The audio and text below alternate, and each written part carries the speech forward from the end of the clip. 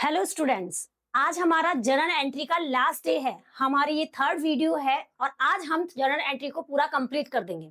ठीक है, तो बगैर टाइम वेस्ट किए हुए मैं एंट्री से स्टार्ट करती हूँ और अपनी वीडियो को कंप्लीट करते हैं।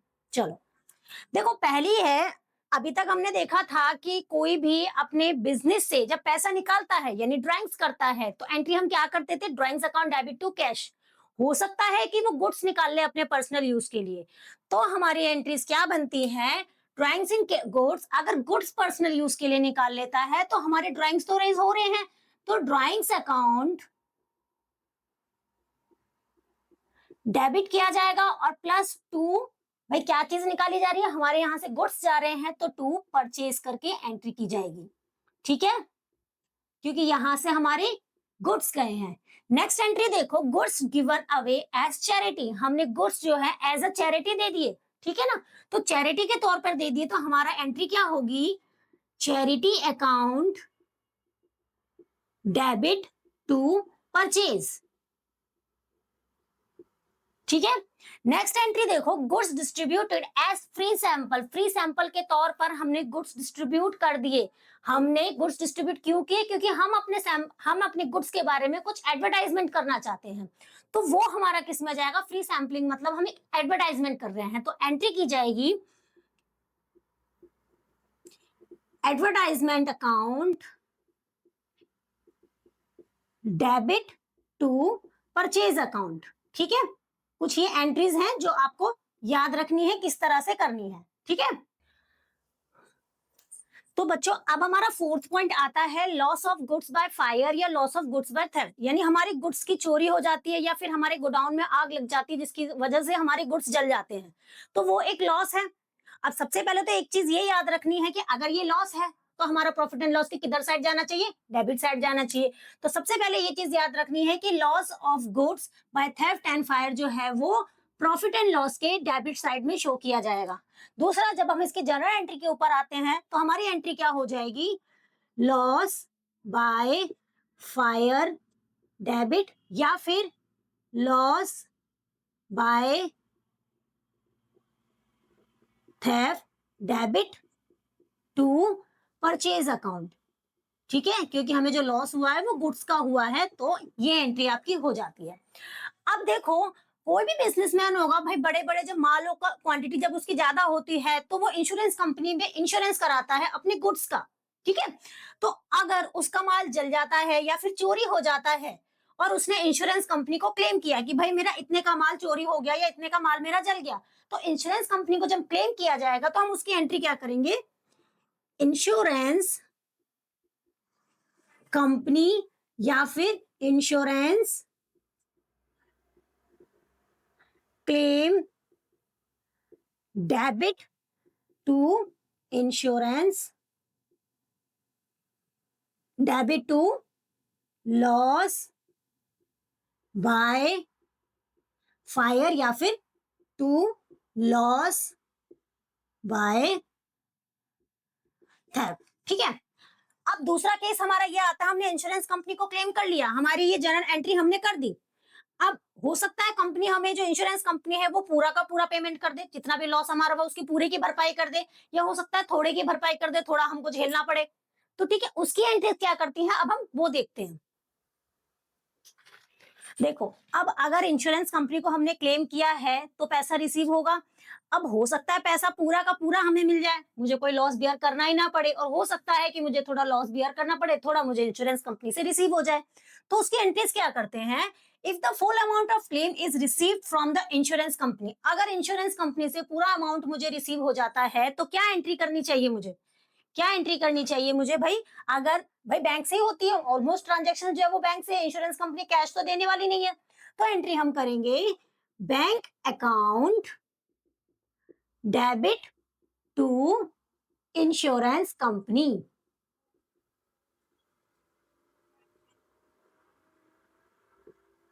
समझ में आया। अब हम देखते हैं कि यहाँ तो आपको पूरा पूरा अमाउंट मुझे रिसीव हो रहा था, भाई मुझे कोई लॉस झेलना ही नहीं पड़ा, जितने के माल मेरा जला था या जितने का माल मेरा चोरी हुआ था वो मुझे पूरा का पूरा इंश्योरेंस कंपनी ने दे दिया। अब अगर ऐसा हो जाए कि इंश्योरेंस कंपनी मुझे पूरा पैसा ना देके थोड़ा पैसा दे दे, तो थोड़ा मुझे लॉस बियर करना पड़ेगा, तो फिर हम उसकी एंट्री क्या करेंगे, bank account debit, loss by fire या फिर theft debit to insurance company. ठीक है, तो जितना अमाउंट मुझे रिसीव हुआ, अमाउंट जो रिसीव हुआ है वो इसमें आ जाएगा,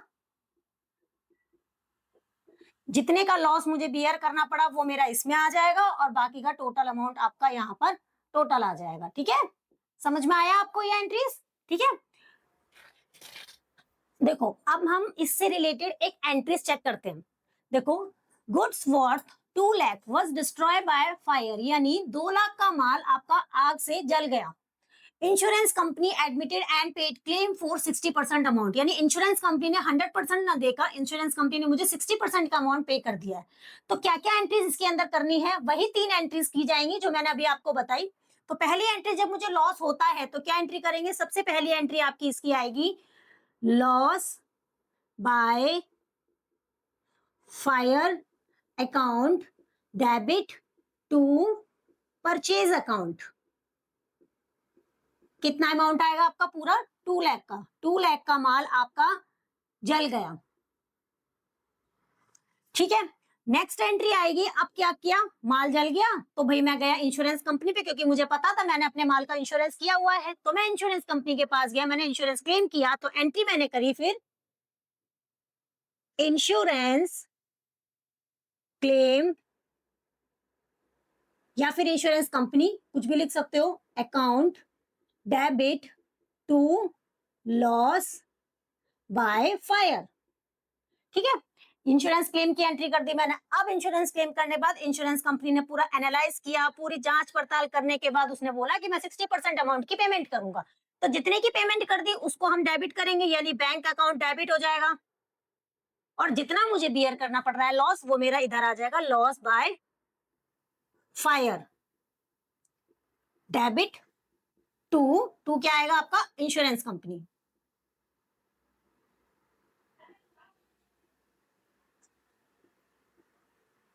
अमाउंट कैसे दिखाएंगे भाई? इसमें 60% रिसीव किया तो 2 लाख का 60% कितना आ गया आपका?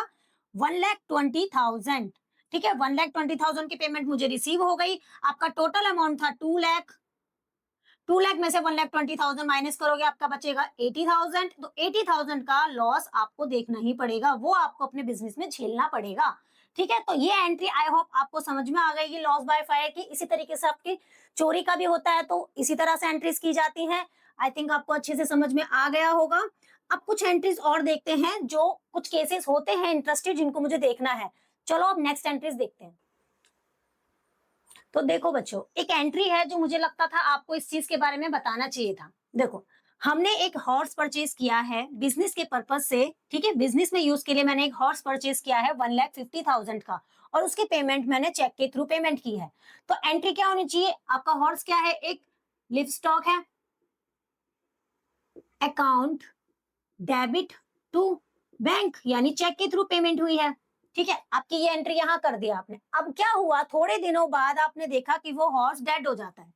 ठीक है, उसके डेड होने के बाद उससे रिलेटेड जो चीजें थी, यानी केस से उससे रिलेटेड जो चीजें थी वो उन्होंने बेच दी 10,000 की।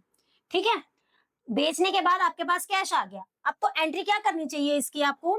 Cash account debit. अब 10,000 के, तो भाई मैंने तो वो 1,50,000 का खरीदा था, मुझे तो ये बहुत ज्यादा लॉस बर्दाश्त करना पड़ रहा है। घोड़ा भी मर गया और पैसा भी नहीं बचा मेरे पास। तो क्या हुआ, पैसा मुझे कितना रिकवर हुआ? सिर्फ उससे 10,000 रुपए। तो जो रिकवर हुआ हमारे कैश अकाउंट में डेबिट हो जाएगा 10,000 से। लॉस है आपका, तो लॉस अब किस नाम से डाला जाए? यहाँ पर नहीं समझ में आ रहा, लेकिन लॉस हमारे कहाँ जाते हैं? प्रॉफिट एंड लॉस में। तो यहाँ पर हम किया जाएगा profit and loss account debit to, क्या चला गया हमारे यहाँ से? लिव स्टॉक चला गया, तो आपका ये क्रेडिट कर दिया जाएगा।